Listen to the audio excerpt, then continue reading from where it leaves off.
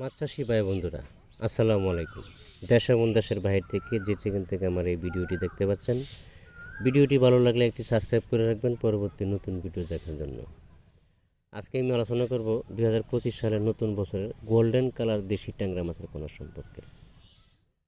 Golden colour দেশি ট্যাংরা মাছের পোনা বাজারে খুবই চাহিদা।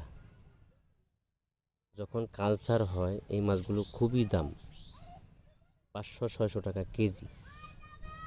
এই মাছগুলো যদি আপনি চিনে কিনতে পারেন, অর্থাৎ এ গ্রেডের মাছের পোনা যদি চিনে কিনতে পারেন, তাহলে 4 মাসের ভিতরে আপনার 18-20 কেজি আসবে। মাছের পোনা চিনে কিনতে হবে, যেমন যাচাই বাছাই করে ভালোটা এ গ্রেডের মাছের পোনা সংগ্রহ করতে হবে। তাহলে আপনার মাছের গ্রোথ ভালো হবে, কালচারে বাজারে বেচার উপযুক্ত, দ্রুত সময়ের মধ্যে বেচার উপযুক্ত হয়ে যাবে। শুধু মাছের পোনা সংগ্রহ করলেই হবে না, মাছের বিভিন্ন জেলায় আপনারা বসে যে মাছের অর্ডার দেন, এটা হলেই চলবে না। মাছ সম্পর্কে বুঝতে হবে, জানতে হবে। আপনি যদি 10 জায়গায় 20 জায়গায় ফোন করে যাচাই বাছাই করেন, তাহলে আপনাকে বেশ লাগবে, কারণ আপনাকে ভালো মানের পোনা পোনা আপনি পাইবেন না।